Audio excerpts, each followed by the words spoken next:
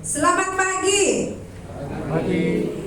Pagi-pagi ceria, kata host ada di sebuah stasiun televisi. Kita ceria hari ini. Gimana? Wajahnya? Ya, senyum dulu lah. Terima kasih Didan, senyummu manis sekali.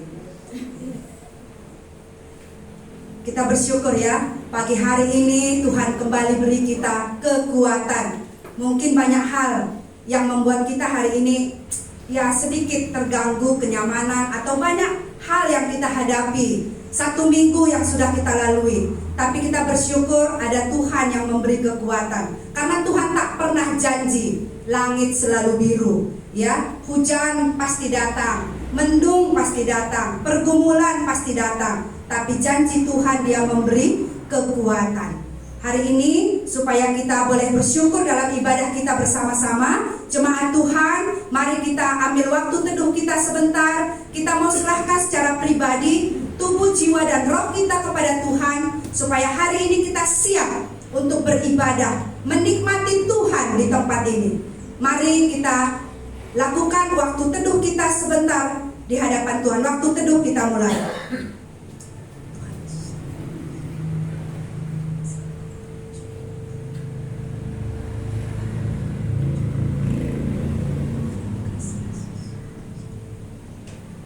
Amin.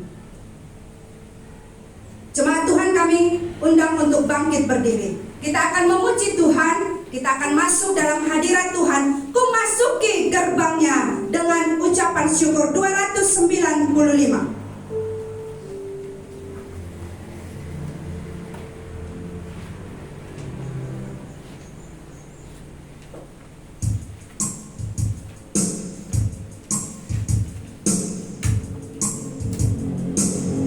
Kita bertepuk tangan ya.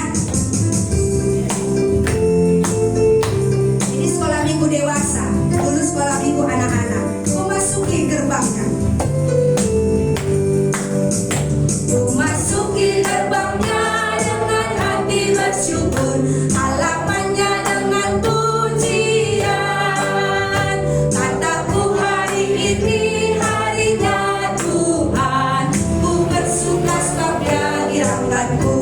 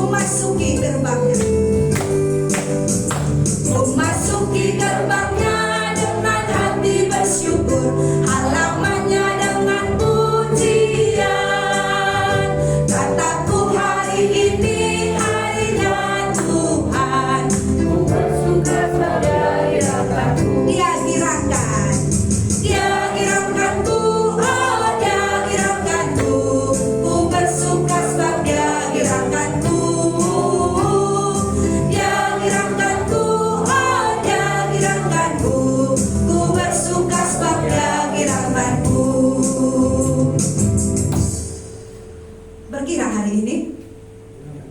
Bergirang ya. Salam dulu kanan kirinya. Saya hari ini bergirang. Aku bergirang hari ini.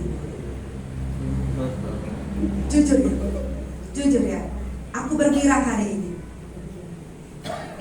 Kita nyanyikan lagu ini hadap-hadapan, supaya ketahuan mana yang gak bergirang.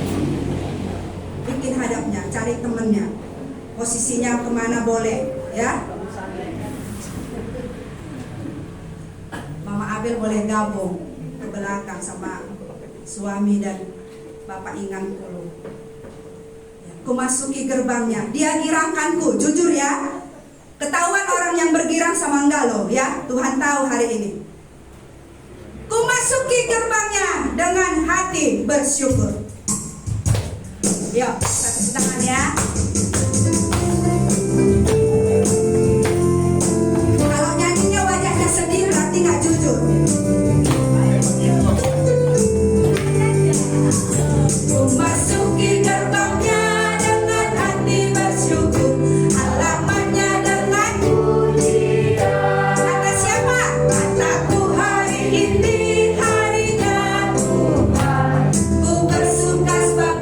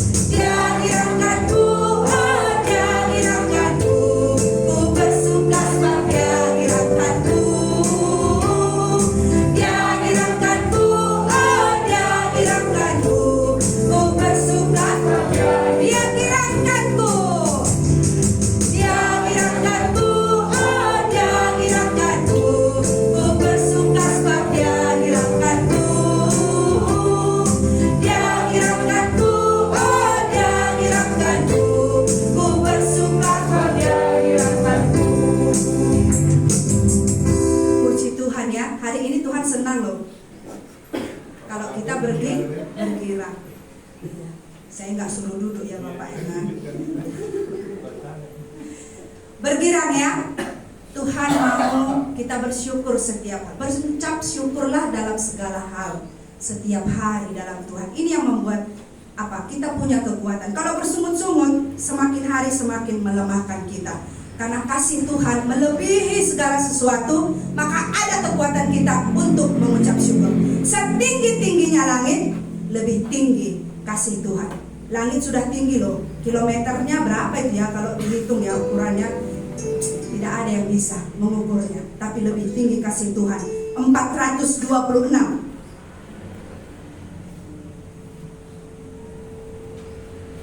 Setinggi-tingginya langit, lebih tinggi kasih Yesus. Kita pakai gerakan ya, ikuti saya.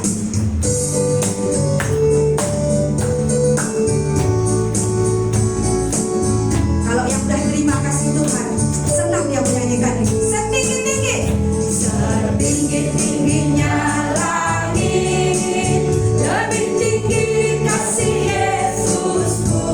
Dalam, sedalam-dalamnya laut, lebih dalam kasih Yesusku. Indah, seindah-indah pelangi, lebih indah kasih Yesusku. Kasih Yesus, oh kasih Yesus, mengalahkan segalanya. Kasih Yesus, oh kasih Yesus, melebihi segalanya. Setinggi-tingginya langit, setinggi-tingginya, ayo buat tingginya, lebih tinggi kasih Yesusku. Yes. Sedalam-dalamnya laut, lebih dalam kasih Yesusku. Seindah-indah pelangi, lebih indah kasih Yesusku. Kasih Yesus, oh kasih Yesus, mengalahkan segalanya. Kasih Yesus, oh kasih Yesus, melebihi segalanya. Sekali lagi ya, setinggi-tingginya langit, setinggi-tingginya langit, lebih tinggi kasih Yesusku. Sedalam-dalamnya laut, lebih dalam kasih Yesusku. Seindah-indah pelangi, lebih indah kasih Yesusku. Kasih Yesus, oh kasih Yesus, mengalahkan segalanya. Kasih Yesus, oh kasih Yesus, melebihi segalanya. Jemaat kami persilakan duduk kembali. Amin ya. Kasih Tuhan lebih tinggi dari langit, lebih dalam dari lautan. Jadi kalau tahun ini apapun yang akan kita alami, 2024 masih nuansa tahun baru ini. Mungkin kita sudah punya komitmen di tahun ini. Apa yang mau kita lakukan? Bagaimana kita akan hidup? Orang-orang muda, anak-anak remaja dan pemuda, apa komitmenmu di tahun ini? Orang-orang tua punya doa kepada anak-anak, kepada pelayanan yang dikerjakan. Hari ini, apa yang akan kita alami? 1 detik ke depan kita tidak tahu. Tahun ini, bagaimana kita menyelesaikannya di hadapan Tuhan? Apa yang akan terjadi? Apa yang akan kita lihat? Apa yang akan kita alami? Apapun itu, Tuhan ada bersama dengan kita. Tak ku tahu kan hari depan, tapi aku tahu Tuhan yang memimpin kehidupanku. 2024 kita mau serahkan kepada Tuhan. 441.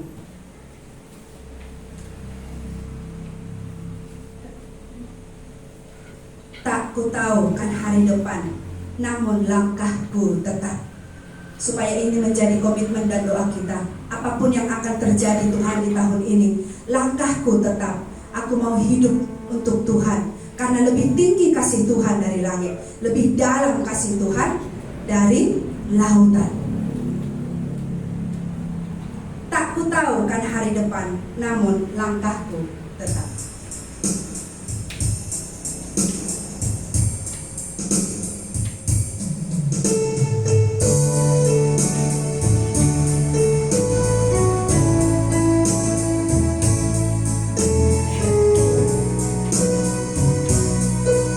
Bukan surya ku harapkan, karena surya akan lenyap.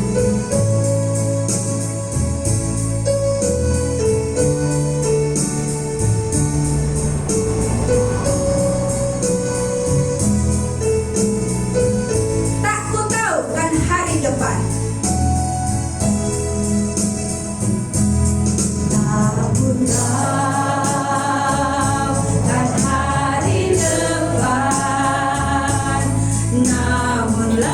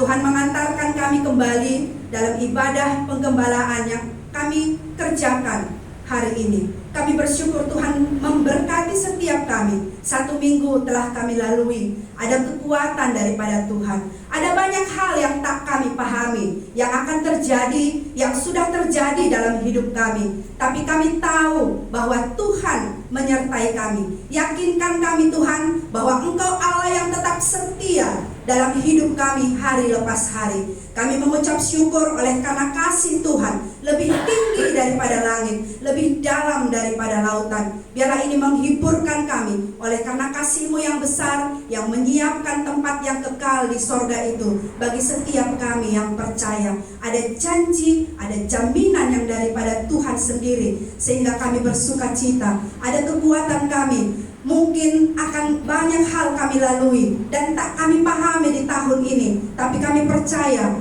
Tuhan, Engkau Allah yang setia. Kami menyelesaikan tahun ini sebagai satu pertandingan supaya kami menjadi pemenang. Terima kasih Tuhan, berkati ibadah kami hari ini. Berkati setiap anak-anak-Mu yang mengambil bagian. Berkati Bapak Ingan dan juga Bapak Thompson Sidabutar yang akan menyampaikan kebenaran firman Tuhan. Engkau memperlengkapi mereka. Berkati setiap kami yang mengambil bagian supaya nama Tuhan dipermuliakan. Kami mau serahkan juga setiap rekan guru sekolah minggu yang boleh mengajar mereka, anak-anak kami yang Tuhan antarkan. Biarlah Tuhan memberkatinya, memperlengkapi saudara-saudara kami ini. Berkati anak-anak kami supaya dari sejak muda mereka boleh sungguh datang kepada Tuhan, menjadi orang-orang kuat, memiliki iman yang kokoh di dalam Kristus Yesus. Terima kasih Tuhan Yesus, kami serahkan ibadah kami hari ini kepada Tuhan. Dalam nama-Mu kami berdoa dan bersyukur. Amin. Kita akan mendengarkan saat teduh yang akan dibawakan oleh Bapak Thompson Sidabutar. Kita memuji Tuhan nomor 195. Hidup, hidup, hidup selamanya. Yesus kita tidak mati, Dia bangkit, bahkan punya janji membawa kita, menyediakan tempat yang terbaik untuk anak-anaknya. 195. Setelah lagu ini kami serahkan kepada Bapak Sidabutar.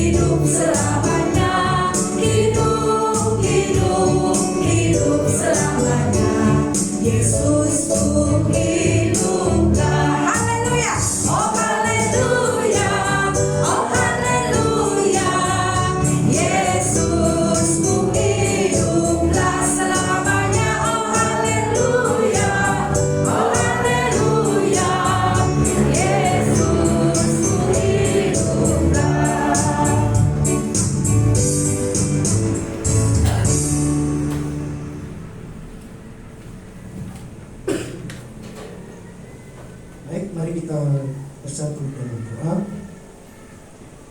Bapa kami yang di surga, kami sungguh sangat bersyukur kepada Tuhan untuk anugerah-Mu yang masih bisa kami rasakan, kami nikmati sampai hari ini. Di mana dalam persekutuan ibadah kami bisa merasakan Tuhan sedang menaungi tiap-tiap kami, merasakan sukacita yang daripada Tuhan. Dan kami sungguh bersyukur Tuhan, sampai hari ini kebenaran firman Tuhan masih bisa kami dengar di tempat ini. Tuhan, terima kasih tiap-tiap kami Engkau hantarkan dari rumah kami masing-masing. Engkau menibahkan kami di rumah Tuhan dalam keadaan baik. Entah apapun pergumulan kami dari rumah, kami letakkan itu di dalam kaki-Mu, supaya hari ini kami bisa fokus dan bersungguh-sungguh mendengar akan perkataan Tuhan. Hamba-Mu yang lemah, yang hina, Tuhan tolong dia, Tuhan pakai dia. Dan cuma Tuhan, kami berdoa Engkau memberkati kami semua, supaya tidak ada yang sia-sia ketika kami mendengar firman Tuhan. Tapi kami berdoa supaya setiap firman yang kami dengar bertumbuh dan kami menghasilkan buah-buah sesuai dengan pertobatan kami. Berkati ibadah kami Tuhan. Dalam nama Tuhan Yesus kami berdoa dan bersyukur. Amin. Salam Bapak Ibu. Shalom. Apa kabar kita? Puji Tuhan. Ya, Tuhan. Ya, hari ini dalam saat teduh sesuai dengan yang sudah tertera di warta kita akan baca dan renungkan bersama-sama dari kitab Markus pasal yang ke-12 ayat 18 sampai 27. Kita akan baca bergantian. Nanti saya baca ayat yang genap, Bapak, Ibu, dan saudara-saudari baca ayat yang ganjil. Sudah dapat ya? Pertanyaan orang Saduki tentang kebangkitan. Datanglah kepada Yesus beberapa orang Saduki yang berpendapat bahwa tidak ada kebangkitan. Mereka bertanya kepadanya, Guru, Musa menuliskan perintah ini untuk kita. Jika seorang yang mempunyai saudara laki-laki mati dengan meninggalkan seorang istri, tetapi tidak meninggalkan anak, saudaranya harus kawin dengan istrinya itu dan membangkitkan keturunan bagi saudaranya itu. adalah 7 orang bersaudara. Yang pertama kawin dengan seorang perempuan dan mati dengan tidak meninggalkan keturunan. Lalu yang kedua juga mengawini dia dan mati dengan tidak meninggalkan keturunan. Demikian juga dengan yang ketiga. Dan begitulah seterusnya. Ketujuhnya tidak meninggalkan keturunan, dan akhirnya sesudah mereka semua, perempuan itu pun mati. Pada hari kebangkitan, bila mana mereka bangkit, siapakah yang menjadi suami perempuan itu? Sebab ketujuhnya baru beristrikan dia. Jawab Yesus kepada mereka, kamu sesat, justru karena kamu tidak mengerti kitab suci maupun kuasa Allah. Orang tidak kawin dan tidak dikawinkan, melainkan hidup seperti malaikat di surga. Dan juga tentang bangkitnya orang-orang mati, tidakkah kamu baca dalam kitab Musa, dalam cerita tentang Semak dulu, bagaimana bunyi firman Allah kepadanya? Akulah Allah Abraham, Allah Ishak, dan Allah Yakub. Dia bukanlah Allah orang mati, melainkan Allah orang hidup. Kamu benar-benar sesat. Ya, baik, terima kasih. Ya, peristiwa ini adalah kelanjutan dari bahan saat teduh yang kita sudah pelajari bersama-sama di minggu-minggu sebelumnya. Dan kali ini kelompok yang memuji Tuhan Yesus adalah orang-orang Saduki. Setelah mereka tidak berhasil memuji Yesus dalam hal politik, kali ini mereka memuji Yesus dalam hal teologi. Kita ingat ya, dalam hal politik apa? Tentang memberi hajat. Dan kali ini orang-orang Saduki memuji Yesus dalam hal teologi.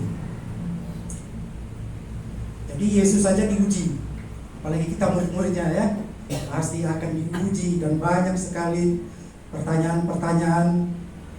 Ya sebenarnya bukan itu tujuan Tuhan Yesus, tapi pertanyaan itu kan berusaha mengalihkan murid-murid Yesus.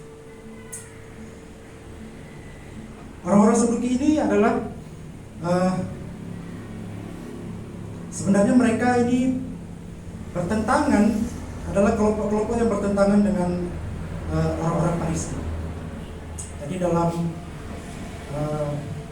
jabatan mereka, orang-orang Saduki ini paling banyak jumlahnya daripada orang-orang Farisi.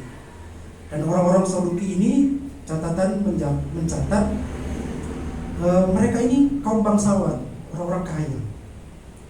Tapi pola pikirnya adalah ya orang-orang yang selalu skeptis, tahu ya skeptis ya,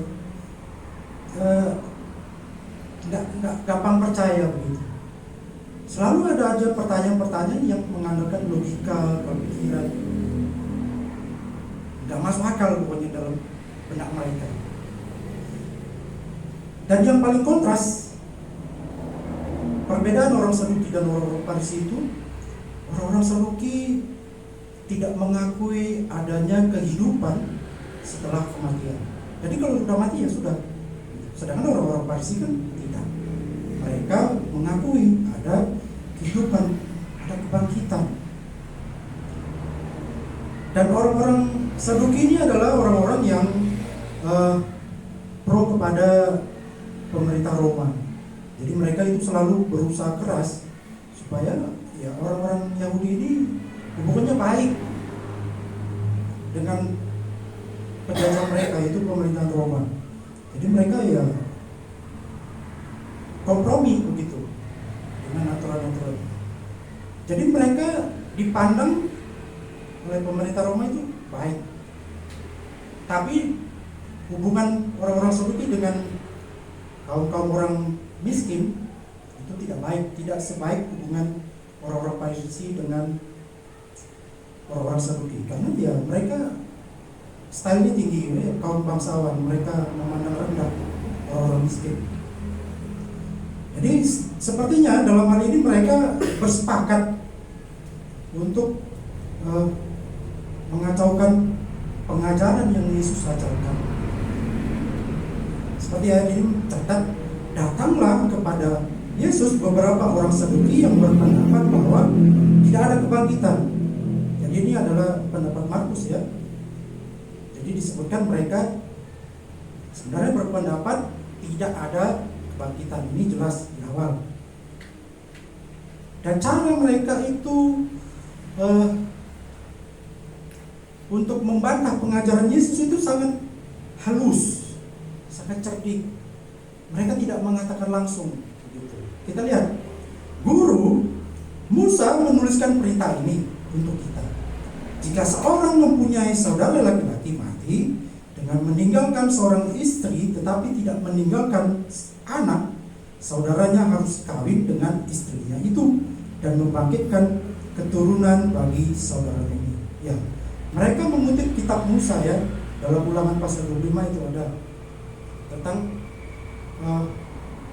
peraturan yang dibuat oleh Musa begitu, supaya saudaranya itu tetap mempunyai keturunan. Tapi yang menjadi aneh, mereka sepertinya agak lebay, karena di kitab Ulangan itu hanya 2 yang tercatat, tapi mereka buat sampai 7 suami begitu. Yang anehnya lagi, mereka kaitkan hukum Musa dengan pengajaran Yesus tentang kebangkitan. Di sini ada kesan sepertinya secara nggak langsung juga mereka mau mengadu domba gitu antara Yesus dengan orang Farisi gitu ya. Karena orang Saduki ini cuma mengakui kitab Musa, yaitu dari kitab Kejadian sampai kitab Ulangan. Orang-orang Saduki hanya mengakui kitab yang tertulis. Sedangkan orang-orang Farisi kan tidak. Mereka ada hukum-hukum lisan, hukum-hukum yang tidak tertulis, yang mereka pakai sampai ke dalam adat istiadat mereka. Jadi orang-orang Farisi banyak sekali peraturan. Tapi orang-orang Saduki tidak. Mereka hanya mengakui kitab Musa, kitab yang tertulis. Dan mereka mengatakan di dalam kitab Musa itu tidak ada dibahas atau ditulis tentang kebangkitan atau kehidupan setelah kematian. Dan ini jadi kesannya begitu. Karena mereka selalu kontra dengan orang-orang Farisi, jadi ini diadu pengajaran Yesus dengan orang-orang Farisi. Kesannya begitu. Jadi mereka sebutkan ada 7 orang bersaudara yang pertama kawin dengan perempuan, lalu meninggal suaminya, lalu saudaranya yang berikutnya akan menikahi jandanya tadi, lalu kalau meninggal belum ada keturunan dia wajib menikahi sampai 7. Ini kan aneh gitu ya. Dan begitulah seterusnya, ketujuhnya tidak meninggalkan keturunan dan akhirnya mereka semua perempuan itu pun mati. Pada hari kebangkitan, bila mana mereka bangkit, siapakah yang menjadi suami perempuan itu? Kadang-kadang pertanyaan-pertanyaan seperti ini sebenarnya males gitu jawabnya kan. Ini udah baca kitab suci, pengertiannya salah, tapi merasa benar.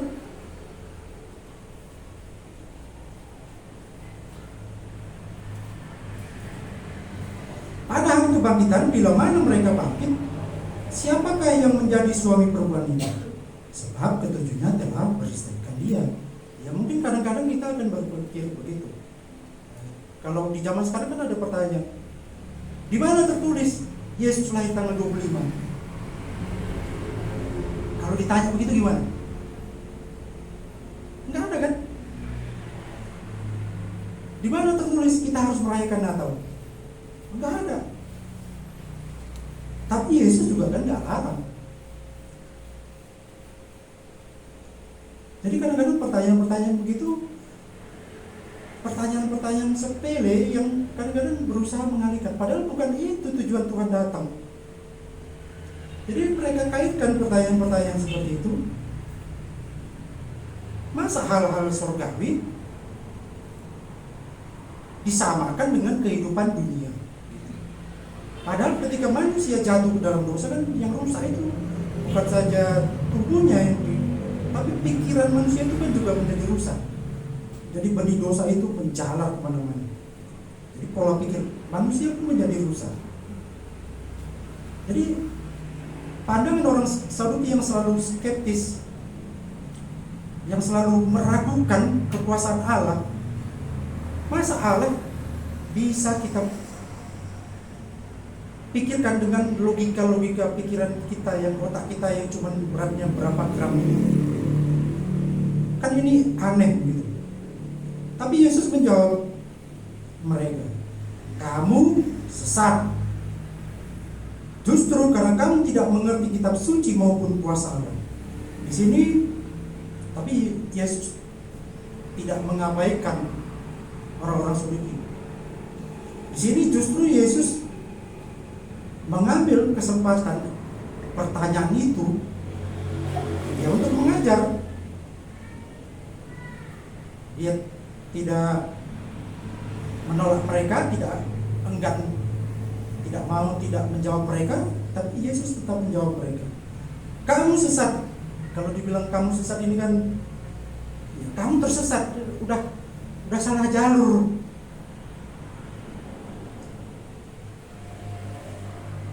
Justru karena kamu tidak mengerti kitab suci maupun kuasa Allah. Ini sudah baca kitab suci, tidak mengerti lagi kuasa Allah.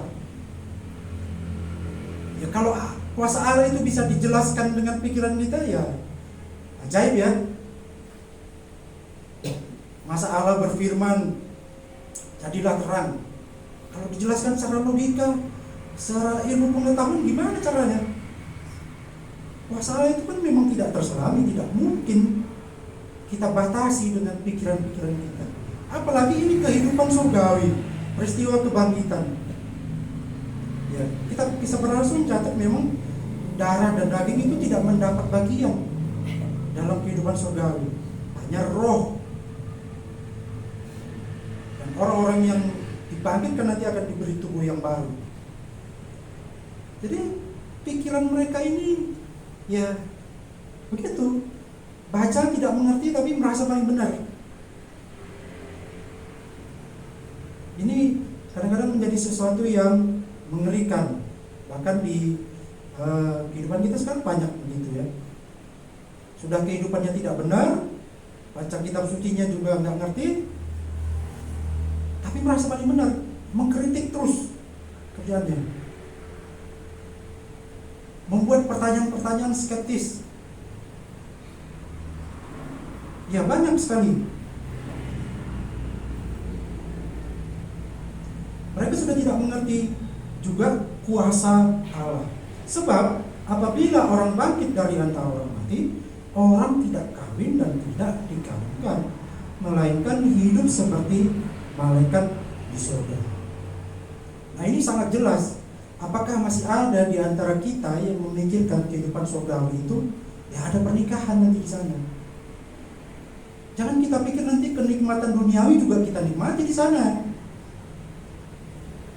Seperti yang mungkin pernah kita dengar. Justru kehidupan kita nanti di sana, Yesus ajarkan itu kehidupan seperti kehidupan malaikat. Malaikat ini tidak ada kawin mengawinkan. Mereka hidup hanya memuliakan Allah. Itulah kehidupan surga. Apakah kita akan kenal bapak mama kita? Gimana? Ya pasti kenal ya. Karena ada perumpamaan tentang orang kaya dan orang miskin. Jadi kita tetap kenal. Tapi kawin dan mengawinkan itu tidak ada lagi. Jadi jangan kita pikir kehidupan dunia itu kita pakai standarnya untuk kehidupan surgawi. Jadi ngapain di sana? Bosan lah. Ini kan pemikiran-pemikiran yang rusak, jenuh. Padahal kalau hubungan kita dengan Tuhan, kita akan menikmati selalu persekutuan dengan Tuhan. Kita akan bersukacita, akan selalu keluar pujian-pujian dari mulut kita. Kita akan senang menceritakan firman Tuhan ketika kita diperhadapkan dengan pertanyaan-pertanyaan seperti ini. Gak ada perkataan-perkataan yang menyakitkan. Perkataannya selalu membangun. Orang diberkati. Itu kan menggambarkan kehidupan surgawi masih di bumi. Ya, seperti itulah nanti kehidupan di surga. Tidak mungkin kita, ya nanti di sana gimana kalau berkelahi? Tidak ada lagi. Orang dosa aja nggak bisa masuk. Satu dosa pun nggak boleh masuk surga. Gimana caranya? Jadi kita tidak boleh memakai ukuran dunia untuk kehidupan surgawi. Dan kuasa Allah itu tidak bisa kita batasi. Sebab apabila orang bangkit dari antara orang mati, orang tidak kawin dan tidak dikawinkan, melainkan hidup seperti malaikat di surga. Dan juga tentang bangkitnya orang-orang mati, tidakkah kamu baca dalam kitab Musa, dalam cerita tentang Semak Duri, bagaimana bunyi firman Allah kepadanya? Akulah Allah Abraham, Allah Ishak dan Allah Yakub. Nah, di sini Yesus memakai firman Tuhan. Karena orang-orang sebelum ini kan hanya mengakui kitab Musa ya, jadi dia pakai firman Tuhan. Akulah Allah Abraham, Allah Ishak dan Allah Yakub. Kan sudah mati. Ishak, Abraham dan Yakub sudah mati. Apakah kealahan Allah itu berhenti ketika mereka sudah mati? Tidak kan? Ia bukan Allah orang mati, melainkan Allah orang hidup. Ini secara eksplisit, secara tidak langsung mengatakan ayat ini bahwa Abraham, Ishak dan Yakub itu hidup, tidak mati, tapi mereka sudah hidup, masih hidup. Ya, secara jasmani mereka mati, tapi rohnya mereka sudah bersama-sama dengan Allah. Ini secara tidak langsung membantah pengertian orang-orang sesat. Kamu benar-benar sesat, sudah tidak mengerti, ngotot lagi, rasa paling benar, dan mau mengadu domba. Tapi Yesus tidak menggunakan,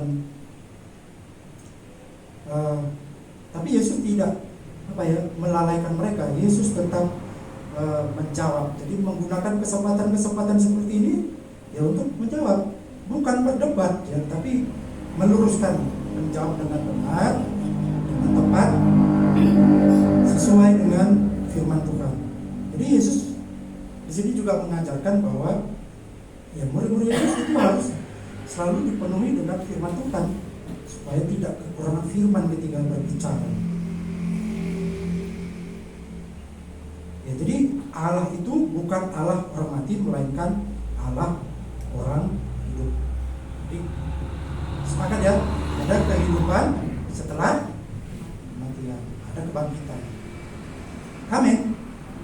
Atau masih ada yang tidak mengakui kalau mati ditanam, sudah selesai, habis semua. Kalau begitu, untuk apa Tuhan capek-capek menjadi manusia ya? Ya, baik, itu yang bisa saya berikan. Mungkin teman-teman nanti bisa tambahkan. Mari kita berdoa. Tuhan, terima kasih untuk firman Tuhan. Bisa kami renungkan bersama-sama. Kami bersyukur buat pertolongan Tuhan. Tuhanlah yang meneruskannya pada kami. Kami akan meneruskan pada kami. Tuhan kiranya tetap memberkati kami. Dalam nama Tuhan Yesus kami berdoa bersyukur. Amin.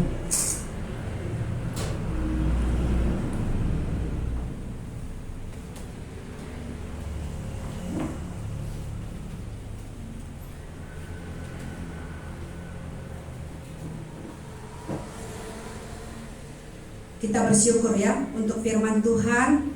Melalui saat teduh kita kembali diterangi oleh firman Tuhan. Baik ya, kalau tadi Bapak Thompson bilang nanti kalau di sorga itu ngapain aja kita, gitu tadi ya. Bosan lah. Anak-anak di kelompok saya di Jumat Gembira ada yang bertanya seperti itu. Ya kan kita ini udah cerita sorga ya. Ngapain aja nanti di sorga? Kalau cuman gitu aja ya bosan katanya. Bukan yang dua ini ya, ada yang lain. Karena mereka di kelompok saya juga di Jumat Gembira. Artinya Allah itu di sorga itu ngapain? Dipikirin pakai otak ini, ya pasti nggak sanggup. Karena belum ada tubuh yang baru. Ya pasti bosan nyanyi terus.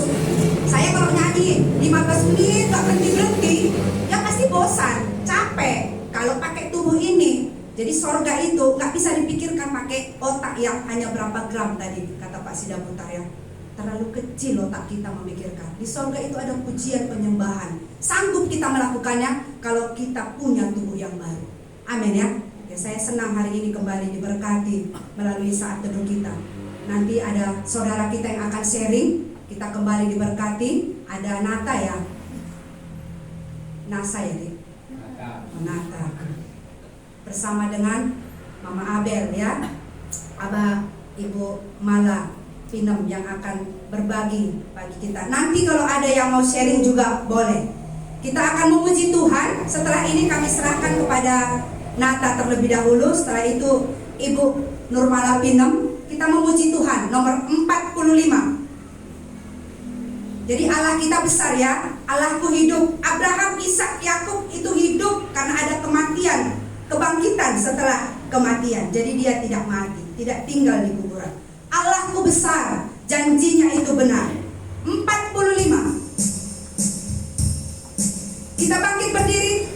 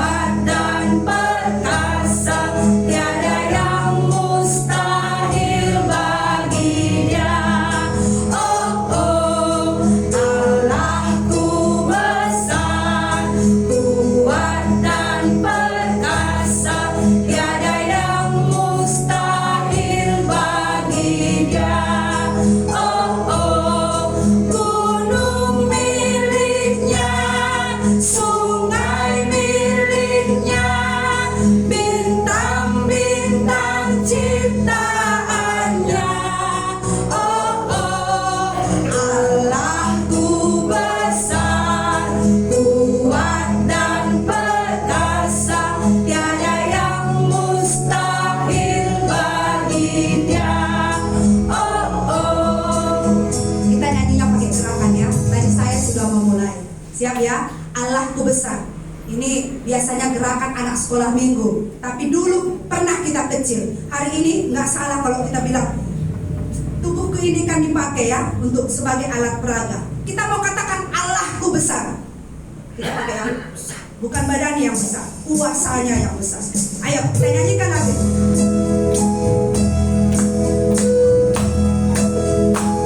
Allah kita besar. Jadi ini kita nyanyikan dengan sukacita ya. Buat peragaannya. Allahku besar, kuat dan perkasa, tiada yang mustahil baginya. Oh, oh, Allahku besar, kuat dan perkasa, tiada yang mustahil baginya. Oh, oh, gunung miliknya, sungai miliknya, bintang-bintang ciptaannya. Oh, oh, Allahku besar, kuat dan perkasa, tiada yang mustahil baginya. Oh, oh. Kami persilakan duduk kembali. Allahku besar, kuat dan perkasa. Makanya senyum, ya kan? Karena ini kebahagiaan loh. Tapi kalau tadi, kalau Allah kita mati, kan sedih ya, itu lambangnya begitu. Senyumnya. Karena apa? Allahku besar. Dia hidup. Kami persilakan untuk nata terlebih dahulu.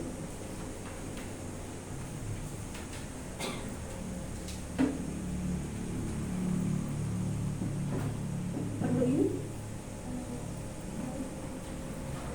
Silakan Pak, tolong.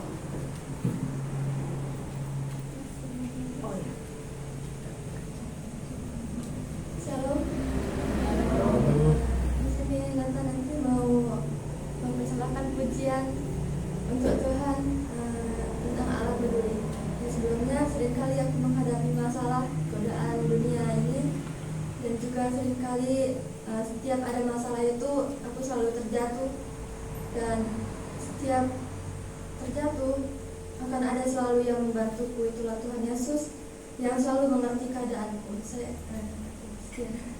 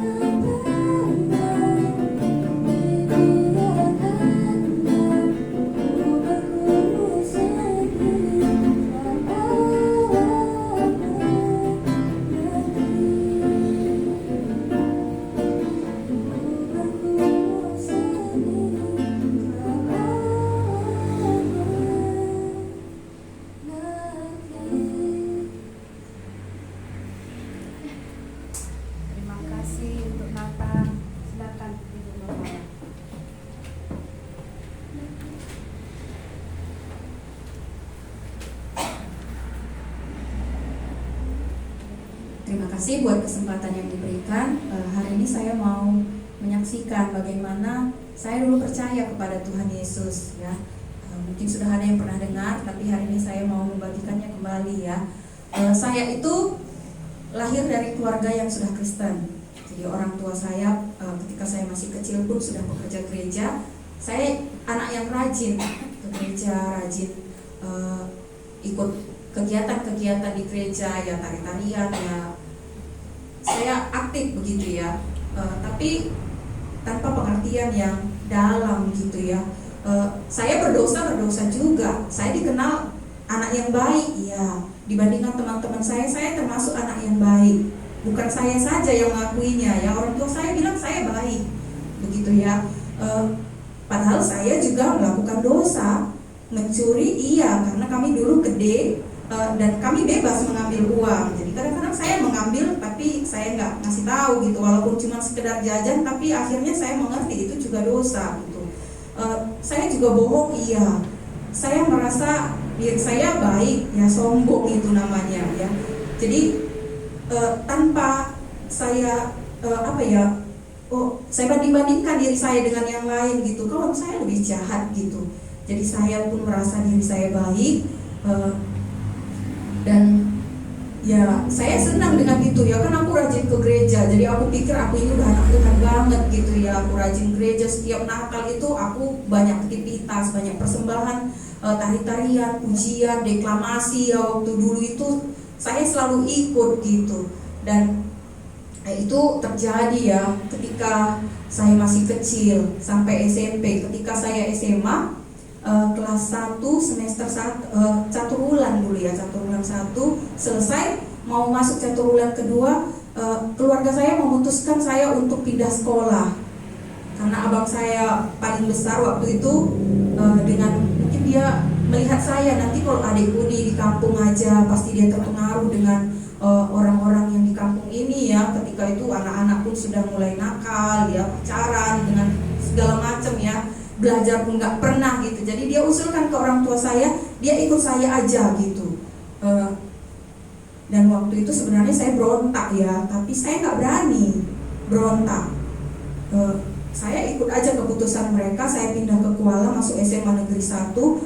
Sebenarnya di situ saya sedih sekali gitu ya. Saya merasa diri saya malang, nggak berharga gitu. Saya ini kan anak paling kecil. Biasa saya sama mama saya, sama bapak saya suaranya lembut, manggil kami itu nakku gitu ya. Ketika saya tinggal sama abang saya galak gitu. Jadi itu tekanan yang pertama itu gitu. Terus pisah sama orang tua itu pada zaman itu kan tidak enak ya, nggak ada telepon, nggak bisa video call seperti sekarang. Kalau rindu saya cuma bisa nangis. Saya ingat itu setiap hari itu pasti saya nangis gitu. Dan perasaan diri saya semakin, kamu nggak berharga, itu terus menekan saya. Kamu nggak berharga begitu. Kamu itu nggak dianggap kamu gitu. Ya kamu kan anak paling kecil, kenapa kamu dipisahkan dari mama bapakmu? Biasa bapakmu kan sayang gitu kan. Ini abangmu galak, ya nggak pernah deh gitu, nggak pernah gitu. Saya berharap dia seperti bapak saya, tapi enggak gitu. Saya nggak berani melakukan apa-apa gitu. Dan itu membuat saya tertekan. Jadi kalau saya dikasih suara sedikit tinggi, saya itu langsung nangis gitu. Karena bapak saya selalu memperlakukan kami dengan baik gitu ya. Jadi itu selalu makin hari makin terpuruk lah saya sebenarnya di situ. Tapi saya nggak berani protes gitu. Aku nggak mau, nggak bisa begitu gitu. Karena memang pada dasarnya saya ini nggak berani mengungkapkan apa yang saya mau pun saya nggak bisa gitu. Padahal itu aku pengen kali gitu, nggak jadi gitu, tapi nggak bisa gitu. Dan itu membuat aku nggak semakin baik ya gitu. Ya waktu itu ada persekutuan di hari Jumat PA gitu. Saya ikut juga karena kakak saya waktu itu udah bertobat, kakak ipar. Dan itu yang membuat saya kuat juga karena dia yang baik. Kalau abang saya rasa dulu waktu itu nggak baik, padahal baik juga ya karena dia peduli sebenarnya dengan saya ya. Tapi waktu itu saya merasa nggak enak gitulah gitu. Jadi saya ikut PA. Saya dengar firman Tuhan di situ dikenalkan ini dosa, bahwa semua manusia udah berdosa, berarti termasuk aku juga berdosa gitu ya. Sekalipun aku menganggap diriku baik, tapi sebenarnya aku ini orang berdosa. Jadi melalui kesaksian kakak-kakak waktu itu ya, aku akhirnya mengerti aku ini orang berdosa dan aku butuh diselamatkan. Aku harus diselamatkan oleh Tuhan. Jadi waktu itu ada kelompok pemuritan, karena saya belum bertobat, saya nggak ikut gitu ya. Teman-teman bilang, kami ikut pemuritan. Apa itu pemuritan? Oh, pemuritan itu untuk orang-orang yang bertobat. Karena belum bertobat nggak diajak ikut ya kan waktu itu gitu. Dan ketika saya ingat kelas 2 SMA, sebelum itu pun saya sudah pernah juga kayak mana sih bertobat gitu kan, karena teman-teman pun waktu itu ada yang sudah bertobat dan saya punya teman yang baik gitu. Jadi mereka kasih tahu, bertobat itu tinggalkan dosa, akui dosamu gitu ya. Di PA pun selalu disampaikan firman Tuhan itu gitu. Saya pernah juga ikut-ikutan berdoa gitu kan, Tuhan ini dosaku gitu. Tapi kayaknya kok nggak klik gitu ya gitu. Akhirnya jatuh lagi, apalagi di rumah ketika sedikit buat salah, keponakan yang bedanya 4 tahun sama saya, katanya itu udah bertobat, enggaknya gitu kan. Jadi down lagi, oh enggak bertobat aku ini gitu. Sampai akhirnya kami ikut retreat waktu itu ya di Bukit Lawang, ada 2 hari atau 3 hari saya lupa ya, saya ikut dan di situ dibagikan firman Tuhan dari Yesaya 43 itu ya, ayat 4. Oleh karena engkau berharga di mataku dan mulia. Nah waktu itu saya seperti ini kamu ini gitu. Tuhan bilang engkau ini berharga. Sebenarnya firman Tuhan itu untuk orang Israel pada waktu itu ya, bagaimana orang Israel itu yang selalu melakukan kesalahan, tapi Tuhan mengasihi mereka. Ketika mereka dibuang pun ke Babel, tapi Tuhan mau menolong mereka juga gitu, karena mereka itu berharga di mata Tuhan. Dan waktu itu firman Tuhan itu dibagikan kepada kami. Dan kalau hari ini aku orang berdosa, Tuhan pun bilang engkau berharga di mataku. Sekalipun gak ada orang yang menganggap engkau berharga, orang-orang yang mengasihiku sebenarnya pun kuanggap mereka gak mengasihiku. Jadi pikiranku ini sudah dikuasai gitu ya, dia gak sayang, padahal mereka sayang gitu. Seperti itulah gelapnya dosa itu yang membuat pikiran saya ini gak bisa melihat orang-orang yang mengasihi saya gitu. Padahal mereka karena sayangnya ya, tapi menurut saya mereka gak sayang kepada aku gitu. Jadi ketika firman Tuhan itu dinyatakan, engkau berharga di mataku, kata Tuhan. Aku ini berharga di mata Tuhan. Jadi apa yang membuat aku gak berharga? Pikiranku sebenarnya gitu. Tapi Tuhan bilang engkau berharga. Aku memberikan manusia sebagai gantimu. Ada Tuhan Yesus yang Tuhan berikan sebagai ganti. Aku ini orang berdosa, aku ini layak dicampakkan ke dalam neraka itu gitu. Tapi Tuhan mengasihi aku. Dia mau datang dari surga untuk menebus dosaku. Jadi waktu itu saya yakin ini firman Tuhan untuk saya. Saya orang berdosa Tuhan. Aku menganggap diriku gak berharga, padahal ada Tuhan yang mengasihi aku. Jadi waktu itu saya datang gitu ya. Ketika ditanya siapa yang mau datang sama Tuhan, saya mau datang sama Tuhan. Tuhan, aku orang berdosa. Aku ini gak layak sebenarnya gitu. Aku menganggap diriku selama ini baik, padahal aku gak baik gitu. Jadi waktu itu aku mengambil keputusan, aku terima Tuhan Yesus. Akhirnya aku mengakui dosa-dosaku. Tuhan, ini dosaku, ampunilah aku. Jadi saya mau terima Tuhan Yesus di dalam hatiku, yang menganggap aku berharga itu. Aku memang bukan siapa-siapa, cantik enggak, kaya enggak, pandai bahasa Indonesia pun waktu itu enggak. Ketika pindah itu untuk pergumulan juga. Saya karena di kampung kami bahasa Karo, di sekolah pun seringan bahasa Karo daripada bahasa Indonesia. Jadi ketika pindah pun berbatu-batu saya bilang bahasa Indonesia saya, bukan lagi berpasir-pasir gitu. Jadi tapi Tuhan, ini kamu berharga gitu loh. Aku mengasihimu, kata Tuhan. Loh, sekalipun orang gak mengasihimu, tapi aku mengasihimu. Sekalipun kamu bukan apa-apa, tapi aku melihat engkau seperti berlian ya. Kalau berharga itu kan kayak emas, berlian ya. Tuhan memandang saya berharga gitu loh. Siapa sih yang pernah menganggap aku berharga? Gak ada, cuma Tuhan Yesus. Jadi itu aku ambil keputusan ketika itu ya. Aku terima Tuhan Yesus. Aku mengakui semuanya, aku undang Tuhan Yesus masuk ke dalam hatiku, dan aku yakin Tuhan mendengar doaku dan menyediakan tempat bagiku. Ketika itu juga ada ayat firman Tuhan juga ya, yang dari Yohanes 6 ayat 37. Kalau yang Yesaya 43 nanti boleh dibaca di rumah ya. Saya bacakan ayat Yohanes 6 ayat 37. Semua yang diberikan Bapa kepadaku akan datang kepadaku, dan barang siapa datang kepadaku, ia tidak akan kubuang. Jadi itu yang membuat saya yakin ketika aku datang kepada Tuhan, oleh karena Bapa sebenarnya yang menuntun aku datang. Siapa sih aku dari kampung Bunga Baru yang pada waktu itu gak ada firman Tuhan yang benar di sana, tapi Tuhan buat jalan ya, melalui keluarga saya diantar, ditarik dari kampung itu. Pada waktu itu akhirnya saya bisa bersyukur, Tuhan siapa dari kampungku yang sudah percaya? Teman sebaya aku belum ada yang percaya. Cuman aku, mungkin selama ini orang gak menganggap aku apa-apa. Ya keluarga kaya enggak, gadis desa enggak, kembang desa yang cantik enggak dianggap gitu. Tapi Tuhan menarik aku dari kampungku gitu loh. Dan akhirnya aku bisa bersyukur, walaupun rindu itu tetap ada kepada orang tua ya, karena cuma libur yang bisa jumpa. Tapi akhirnya aku bisa bersyukur, hari ini Tuhan yang antarkan aku. Dan ketika aku datang sama Tuhan, Tuhan tidak akan buang aku.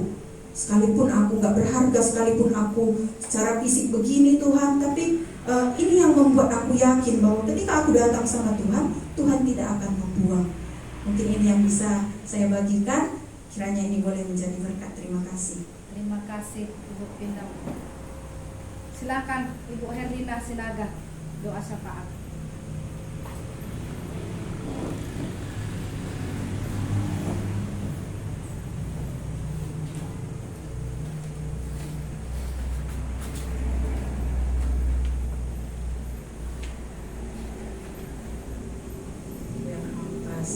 Kita buka lembaran kita, lembaran yang dibagikan sedikit ya. Kami sama latar belakangnya Ibu Mala dengan saya itu latar belakangnya klop pada Tuhan karena merasa diri tidak berharga. Padahal banyak sekali yang menghargai, apalagi Tuhan. Ya, kita buka ya lembaran kita. Kita ada pengumuman dan doa di sana. Ada juga daftar pelayan ibadah untuk minggu depan, boleh kita lihat ya. Kita bacakan dari kegiatan yang pertama ya, yang A itu Minggu jam 8.30 ada ibadah penggembalaan anak dan dewasa. Yang kedua Selasa jam 15 itu jam 3 di Indonesia, misi rumah belajar. Misi rumah belajar ini ada rumah belajar ya. Ada yang belajar di sini yang diajari oleh rekan-rekan kita ini. Ada juga yang nomor 3 hari Rabu jam 15 ada PA di keluarga Balangpitu. Ini ada PA, dan jam 17 hari Rabu itu juga ada persekutuan pemerintahan remaja, dan hari itu juga jam 19.30 ada PDP, yaitu persekutuan doa dan pemerintah. Dan hari itu juga hari Rabu jam 8:30 ada PTP, yaitu singkatan persekutuan training pelayan. Hari Kamis ada jam 15 PA dan mentoring. hari Jumat ada misi rumah belajar juga, dan hari Jumat jam 15 atau jam 17 atau jam 5 ada Jumat Gembira, persekutuan anak Jumat Gembira di Sungai Skalenia. Dan hari Sabtu jam 4 ada persiapan ibadah penggembalaan hari Minggu. Di situlah kebersihan, di situ yang mau training, yang mau apa namanya? Ya latihan musik, latihan MC di situ lah itu. Iya, ada juga yang B, ada doa syukur, permohonan dan syafaat. Kita naikkan doa kita yang nomor 1, kita bersyukur untuk ibadah penggembalaan hari ini. Dan untuk minggu depan kita lihat yang bertugas di kertas ini juga enggak saya bacakan, tapi lihat saja dan persiapkanlah diri Anda sebelum Anda masuk di dalamnya. Oke, yang kedua kita doakan juga penggembalaan jemaat melalui sate, itu sate ya, sharing dan sermon baik di rumah maupun di gereja, ya kita doakan selalu. Juga doakan persekutuan kita di SS, ada anak-anak, ada anak remaja, pemuda dan pasutri, murid dan pelayan untuk pembinaan dan pertumbuhan rohani jemaat. Dan yang keempat, kita doakan pelayanan yang kita lakukan di Sungai Skala. Ada pelayanan diakonia, ada pelayan PIP, PAPI, ada pelayanan mentoring, dan ada juga pelayanan PI sekolah, dan juga ada pelayanan media. Orang-orangnya kita doakan, pemimpin-pemimpinnya yang memikirkan hal ini. Kita tahu masing-masingnya ada di daftar itu semua. Kita yang kelima, kita doakan misi yang kita lakukan untuk menjaga jiwa baru dalam hal rumah belajar, kasih sayang, pembangunan gedung gereja, rumah sewa, sosial kesehatan. Banyak misi kita ini ya. Tapi kita harapkan Tuhan bekerja di dalam misi. Yang keenam, kita doakan keuangan jemaat. Ini perlu juga kita doakan agar Tuhan memberkati dan melimpahkan pelayanan gereja kita. Tahun ini kita mau lebarkan ke samping dan ke belakang. Ya, kita doakan yang sudah menjadi jemaat yang di sini, kita berkomitmen dan kita serahkan bukan hati kita saja, tapi duit kita untuk pembangunan gereja yang kita cita-cita, supaya banyak orang yang datang. Itu banyak kursi-kursi masih kosong, supaya kursi-kursi itu ditebarkan, ada yang duduk dan ada yang mendengarkan firman Tuhan yang benar dari sini. Itulah doa kita. Dan yang ketujuh, kita doakan sewa pos SS dan pembangunan gedung gereja. Iya, ini berbicara duit lagi ya. Ya, kita serahkan saja sama Tuhan, supaya Tuhan memberkati hati-hati yang bijaksana, hati-hati yang mau memberi. Dan kita berdoa juga tangan-tangan yang bekerja ini jangan malas, supaya ada tangan untuk memberi kepada Tuhan. Yuk kita berdoa bersama-sama. Kita berdoa.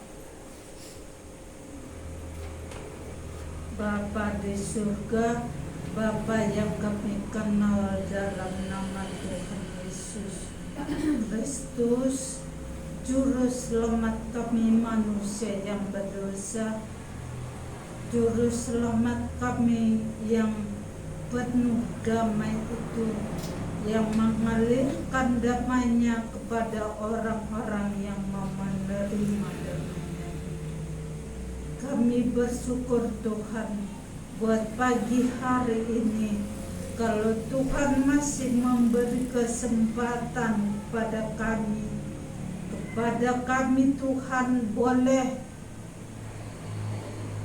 duduk diam di sini untuk mendengarkan firman-Mu dan juga berdoa, dan juga mulut kami dan hati kami memuji Allah kami yang sudah menyelamatkan kami.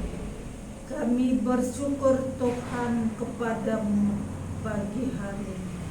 Tuhan Yesus, kami mengingat ada doa-doa di lembaran ini Tuhan. Kami berdoa kepada Allah supaya Allah yang memberikan hari ini, dan juga kami berdoa Tuhan untuk penggembalaan hari ini. Kalau Tuhan sudah memberi penggembalaan, sudah mengumpulkan kami di sini untuk mendengarkan perkataan, dan kami bersyukur hal itu Tuhan, karena Tuhan sudah memberikan kami keberanian, dan bersyukur Tuhan kami ada pengertian yang baru yang Tuhan taruhkan, dan Tuhan mau ajarkan itu kepada kami, dan kami rindu melakukan perkataan itu Tuhan. Kami bersyukur dan kami doakan untuk penggembalaan ini. Kami bersyukur kalau hari ini Tuhan sudah memberi kami, Tuhan memberi kesempatan buat kami melakukan penggembalaan ini, baik anak dan dewasa Tuhan. Kami bersyukur kepada Tuhan, dan kami berdoa Tuhan untuk minggu depan juga, supaya Allah yang sungguh-sungguh yang sudah mempersiapkan hamba-Mu, mempersiapkan orang-orang yang di dalam penggembalaan bertugas dalam jadwal ini. Dan minggu depan juga kami doakan supaya Allah sendiri yang mempersiapkan kami masing-masing. Terima kasih Tuhan Yesus. Tuhan Yesus, kami juga rindu berdoa pagi hari ini Tuhan. Kami berdoa kepada pelayan-Mu, pelayan yang ada di Sungai Sekala ini Tuhan.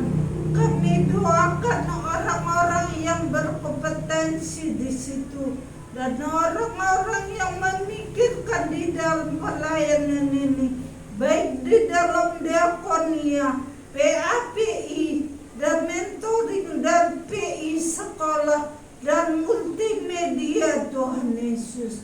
Kami berdoa supaya Allah yang memberikan ide pada mereka, agar supaya pelayanan ini juga Tuhan mereka bawakan dan mereka serahkan kepada Tuhan, dan Tuhan menyediakan, dan Tuhan Yesus yang memberi ide yang cemerlang untuk memajukan pas ini Tuhan. Terima kasih Tuhan. Kami juga berdoa untuk keadaan keuangan kami Tuhan Yesus. Tuhan Tuhan, Engkau tahu jemaat-Mu yang di sini. Engkau tahu hati kami mau memberi kepada Tuhan. Hati kami yang perlu uang Tuhan untuk menggerakkan atau membangun pembangunan rumah Tuhan, supaya orang ada yang bertambah, ada orang duduk diam, ada orang yang memang mau Tuhan dibenarkan oleh Tuhan. Kami rindu supaya Allah yang memberkati para jemaat-Mu yang sudah mengambil, yang sudah berkomitmen dia sebagai jemaat-Mu di sini Tuhan. Tolonglah supaya Tuhan menggerakkan hati dan tangan kami, pikiran kami, supaya kami juga bekerja keras, memaksakan diri kami Tuhan untuk menyesuaikan hati kami dengan Tuhan, bukan menyesuaikan dengan daging kami Tuhan, tapi hati kami untuk Tuhan semata. Terima kasih Tuhan Yesus, Engkaulah Allah yang memberkati jemaat-Mu, dan kami berdoa Tuhan untuk misi kami yang banyak, yang mungkin Tuhan taruhkan ini misi ini kepada kami, pada hati-hati kami yang sudah Kau taruhkan Tuhan. Kami berharap supaya Tuhan yang menggerakkan dan Roh Allah sendiri yang memberi kekuatan kepada kami di dalam misi ini Tuhan, supaya kami bersemangat untuk melakukan misi-misi yang Tuhan letakkan dan Tuhan taruhkan di hati kami. Dan buatlah kami untuk semangat untuk mengerjakan misi ini Tuhan. Dalam misi ini kami mengharapkan pertolongan Tuhan yang membuat kami semangat untuk melakukan semua yang Tuhan beri ini. Terima kasih Tuhan Yesus. Dan kami doakan juga Tuhan, kami teringat untuk rumah persekutuan ini. Kami berdoa supaya Tuhan yang memberikan kekuatan, keyakinan, dan juga semangat untuk menggiah-giahkan supaya hati kami rindu memberi untuk kontrak sewa rumah ini Tuhan Yesus. Engkau berkati kami Tuhan Yesus, dan kami juga Tuhan teringat akan bangsa dan negara kami. Kami sudah banyak mendengar Tuhan tentang negara kami ini, dan kalau kali ini lagi Tuhan, dalam bulan-bulan Februari ini Tuhan, kami akan mengadakan pemilihan siapa presiden dan wakilnya dan juga staf-stafnya Tuhan. Kami berharap supaya tahun ini juga supaya Allah memberkati kami, memberkati Indonesia ini Tuhan, supaya semakin hari Indonesia ini juga pemerintahannya takut akan Tuhan. Dan Tuhan, kami mohon kepadamu Tuhan, supaya orang-orang yang duduk di pemerintahan itu orang yang bertanggung jawab kepada Allahnya. Dan Tuhan, kalau ada pun orang yang bertanggung jawab, orang yang benar sungguh-sungguh takut akan Tuhan, supaya Tuhan menegakkan hatimu. Terima kasih Tuhan Yesus. Kami memuji dan memuliakan Engkau Tuhan. Inilah doa dan permohonan kami Tuhan. Sekali lagi Tuhan, Engkaulah yang memberkati jemaat-Mu ini. Terpuji dan termulialah Engkau. Dalam nama Tuhan Yesus kami berdoa. Amin.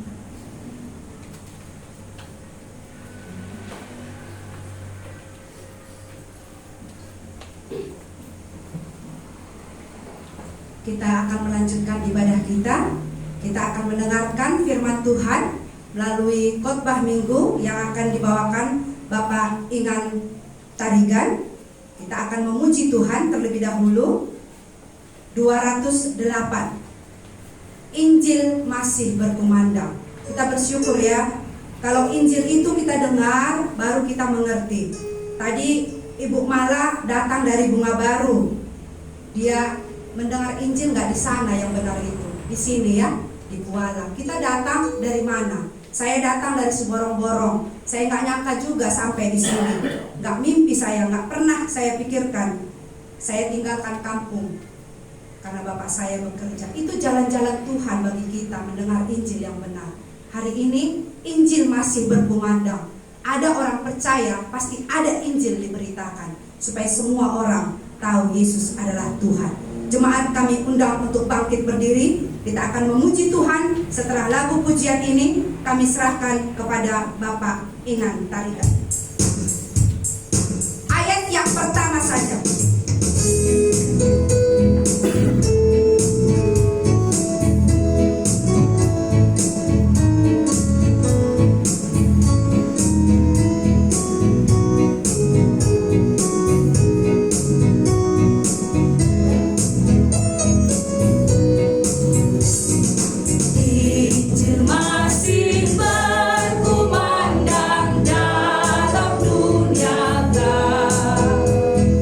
Di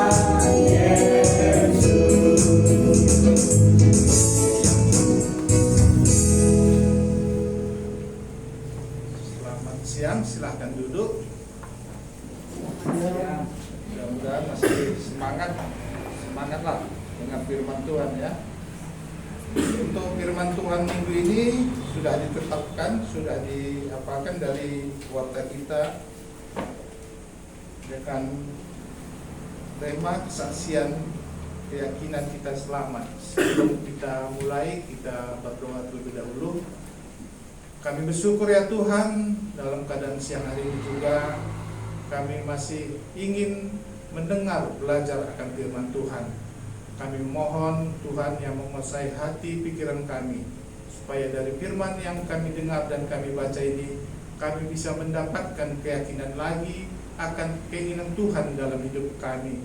Dan kami mohon juga Tuhan yang mengajari hamba-Mu untuk membaca firman Tuhan yang akan kami dengar ini. Terima kasih Tuhan, Tuhan yang menguasai kami. Amin. Untuk khotbah minggu ini kita ambil dari Roma 1 ayat 16 sampai 17. Di warta juga ada. Mungkin sudah ada yang sebagian membaca. Kalau seperti minggu yang lalu, itu temanya bagaimana saudara yakin diselamatkan. Yakin diselamatkan. Dan untuk minggu ini kesaksian yakin diselamatkan. Kesaksian kita berarti seperti makan obat tadi, kemarin sudah kita makan, hari ini apa yang kita rasakan. Ya mungkin kita harus kembali ke belakang ya. Coba kita baca dulu di mana dalam ayat ini, Roma 1 ayat 16 sampai 17. Ini mengenai kesaksian Paulus ya. Saya baca karena hanya dua ayat dari judul Injil itu kekuatan Allah. Sebab aku mempunyai keyakinan yang kokoh dalam Injil, karena Injil adalah kekuatan Allah yang menyelamatkan setiap orang yang percaya, pertama-tama orang Yahudi, tetapi juga orang Yunani. Sebab di dalamnya nyata kebenaran Allah yang bertolak dari iman dan memimpin kepada iman, seperti ada tertulis, orang benar akan hidup oleh iman. Mungkin kita semua ini ya, pasti sudah banyak kita mendengar firman Tuhan ya. Saya kadang-kadang gini juga, seperti kita dulu ya, kalau kami yang sudah berkeluarga dulu ya, apa keyakinan kita, maka kita bisa menerima pasangan kita. Kalau mungkin anak muda, mungkin ada dari sakap atau perkataan teman-teman, yakin bahwa temanku itu pasti sesuai dengan keinginan kita. Tapi endingnya kadang-kadang kita bilang, ya kau dulu bilang begini. Nah berarti situ sudah ada kekecewaan kan, tidak sesuai dengan kenyataan. Nah, dari sekian banyak firman Tuhan yang kita baca, kita dengar ini, apa yang bisa menjadi keyakinan kita, kekuatan kita pegang. Nah, kalau saya pribadi, ya ini seperti tadi juga kesaksian pertobatan ya. Saya kesaksian pertobatan saya dari 1 Yohanes 5 ayat 12 itu, mungkin bisa kita baca biar kita bisa sama-sama mengerti ya. 1 Yohanes 5 ayat 12. Barang siapa memiliki anak, ia memiliki hidup. Barang siapa tidak memiliki anak, ia tidak memiliki hidup. Anak di sini maksud apa? Tuhan Yesus, firman, Injil tadi. Nah, dari mana kita bisa memegang itu? Karena dari sekian banyak firman yang kita dengar itu, kita harus ada satu pegang bahwa anak Allah itu adalah yang memiliki hidup. Anak Allah itulah yang membuat aku hidup, saya hidup. Nah, kita naik ke ayat 11 ya. Dan inilah kesaksian itu, Allah telah mengeruniakan hidup yang kekal kepada kita, dan hidup itu ada di dalam anaknya. Nah, diperjelaskan situ, hidup itu ada di dalam anaknya. Berarti kita harus memiliki anak itu. Siapa anak itu? Yesus tadi. Dan kita naik ke ayat 10, ini seperti terbalik ya, biasanya dari atas ke bawah, kita dari bawah ke atas. Di ayat 10, barang siapa percaya kepada anak Allah itu, ia mempunyai kesaksian di dalam dirinya. Nah, kesaksian. Nah, barang siapa percaya kepada anak Allah itu, barang siapa percaya kepada anak Allah, ia mempunyai kesaksian itu di dalam dirinya. Barang siapa tidak percaya kepada Allah, ia membuat dia pendusta. Dia ini siapa? Tuhan Yesus tadi. Kenapa? Karena ia tidak percaya akan kesaksian yang diberikan Allah tentang anaknya. Berarti kita bilang Tuhan itu bohong kalau kita tidak percaya sama anak Allah tadi. Nah, dan di mana? Di ayat 9, kita menerima kesaksian manusia. Cakap orang, kesaksian manusia kita terima, tetapi kesaksian Allah lebih kuat. Sebab demikianlah kesaksian yang diberikan Allah tentang anaknya. Dari sebanyak yang serah kita dengar firman Tuhan tadi, pasti ada yang kita pegang, kita amini. Memang kalau cakap orang ada kita merasa kecewa. Kau bilang tadi begini, nah, berarti tidak sesuai dengan kenyataan yang kita inginkan. Tapi setelah Tuhan tadi kita terima, kita sudah pegang janji Tuhan tadi, memang ada sebagian yang kita inginkan, yang kita lakukan sesuai dengan firman Tuhan itu tidak sesuai, tapi ada lagi firman Tuhan yang berbicara kepada kita. Ya mungkin hari ini aku pingin ini, tapi kenyataan Tuhan tidak mengizinkan. Tapi kan ada firman Tuhan, rancanganku bukan rancanganmu. Ada yang apa namanya ya, bepalem apa nama istilahnya kalau bahasa Indonesianya, ada yang membuat kita tidak kecewa. Waktu Tuhan bukan waktu kita, kan gitu. Gimana itu kalau waktu ya? Waktu Tuhan bukan waktu kita. Rancanganmu bukan rancanganku. Tapi kalau cakap duniawi ini pasti rasa kecewa itu pasti ada. Nah, begitu juga dengan Paulus ini tadi, dia sudah mendengar, mengetahui firman Tuhan. Makanya dia dibilang bahwa seperti Roma 1 tadi, dia menyatakan bahwa Injil itu adalah kekuatan Allah. Nah, Roma 1 ayat 16-17 ya. Roma 1, maaf ya.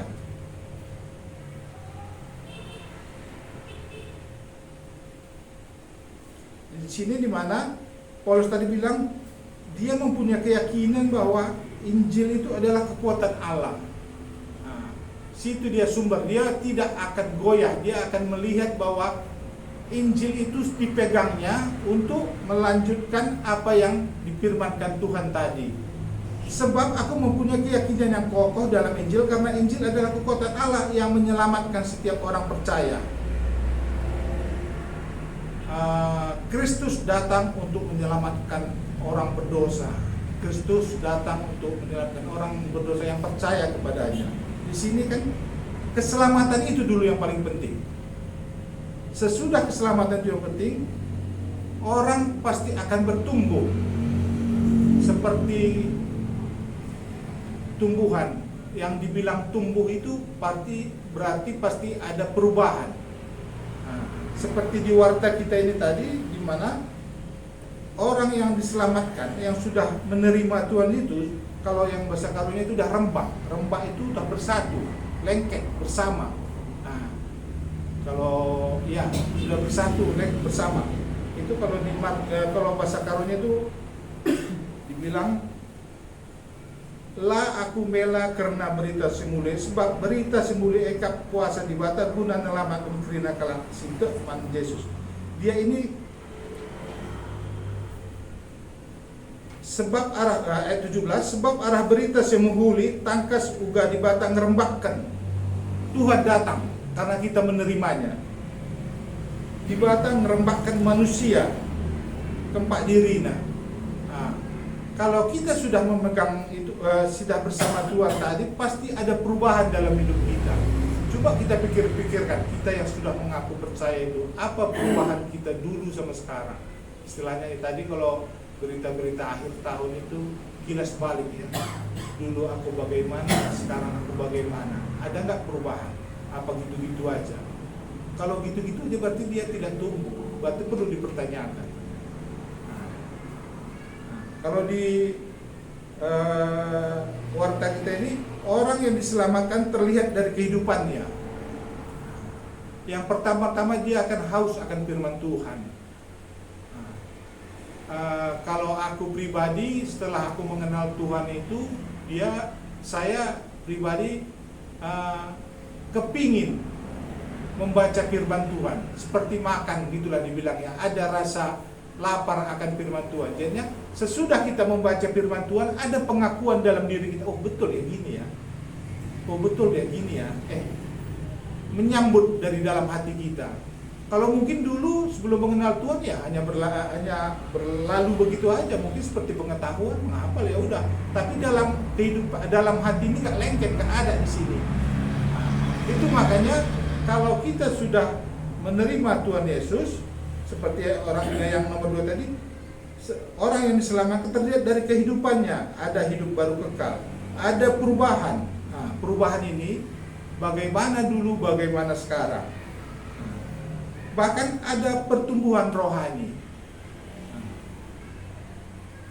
Dalam menerima Tuhan Yesus tadi, kita lihat di Roma 10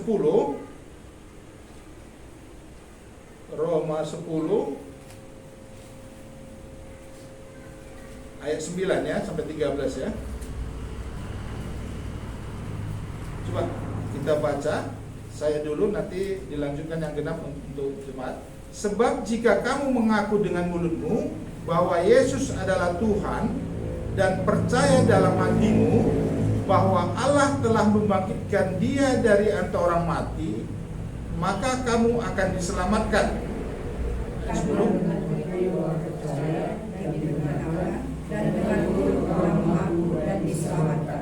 Ayat 11, karena kitab suci berkata, barang siapa yang percaya kepada Dia tidak akan dipermalukan. Sebab tidak ada perbedaan antara orang Yahudi dan orang Yunani, karena Allah yang satu itu adalah Tuhan dari semua orang, kaya bagi semua orang yang berseru kepadanya. Ayat 13, sebab barang siapa yang berseru kepada nama Tuhan akan diselamatkan. Berseru. Kalau ayat 10, karena dengan hati orang percaya dibenarkan, dan dengan mulut orang mengaku akan diselamatkan. Sama seperti kita kalau di kehidupan sehari-hari kita ada suatu kejadian yang mungkin kita takut atau mau kematian, kita kan berseru kan, tolong. Nah, ini begitu juga, kita harus berseru, percaya dulu, baru kita berseru. Nah, nggak mungkin lah nanti udahlah, aku percaya orang itu menyelamatkan aku, tapi kita diem aja kan, nggak ada. Perkataan berseru itu juga perlu, karena dengan hati orang percaya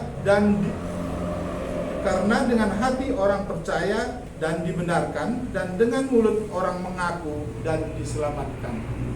Ini sudahkah terjadi pada diri kita? Adakah perubahan dalam diri kita setelah kita mengenal dan menerima Tuhan Yesus tadi? Sudahkah ada perubahan dalam kita setelah Injil itu kita terima?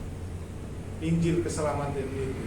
Ya, itu tadi ya seperti saya bilang, perlu kita kilas balik lah. Apakah memang itu ada pada diri kita? Apakah ada perubahan dalam diri kita setelah kita mengaku menerima Injil tadi?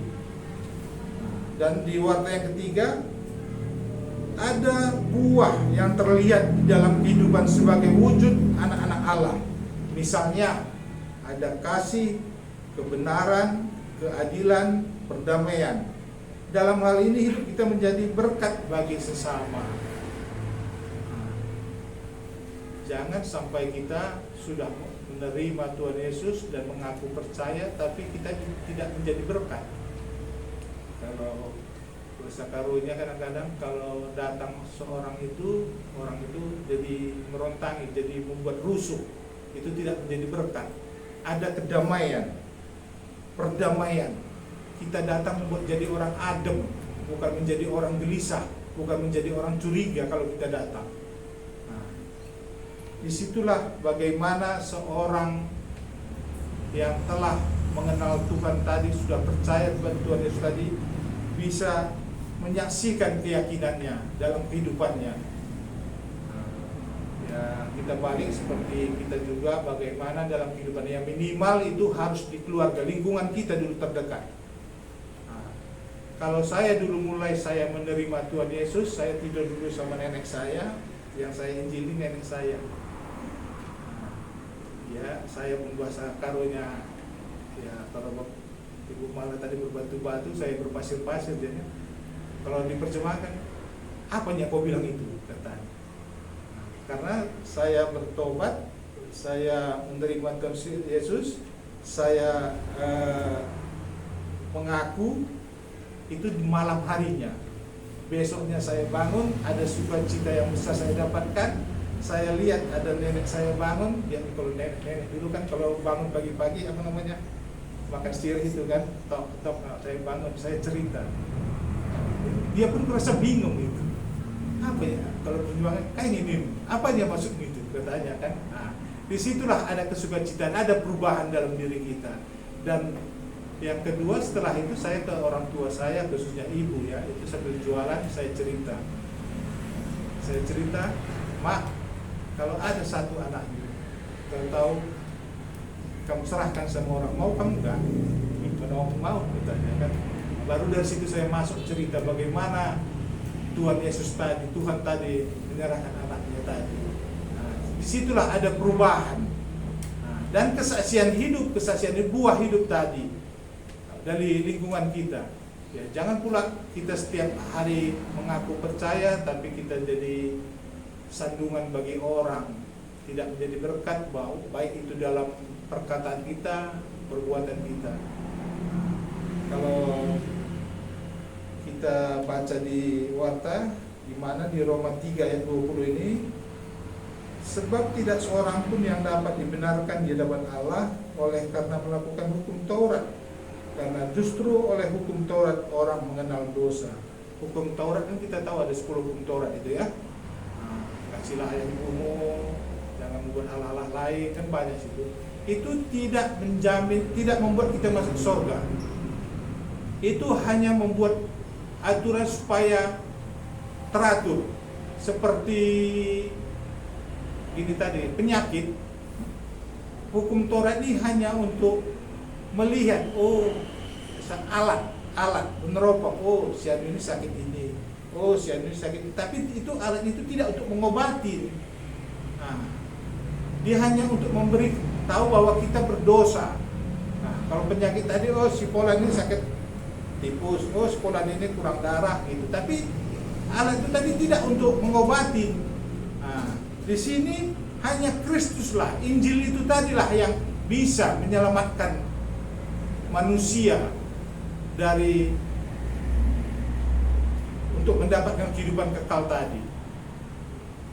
Nah, jangan kita merasa kalau dalam hidup kita aku sudah berbuat baik, aku sering membantu, aku tidak membunuh kok.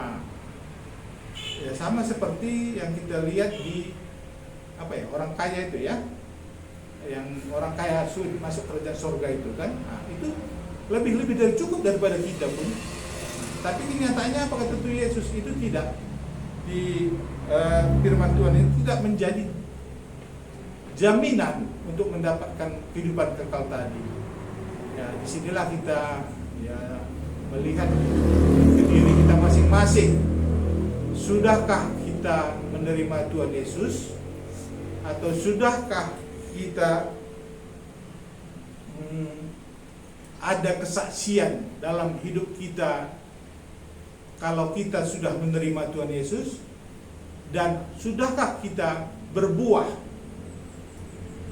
Sudahkah Kristus tadi membuat kita berbuah? Nah, itulah mungkin yang bisa saya ceritakan di firman Tuhan untuk minggu hari ini, dan kita belajar.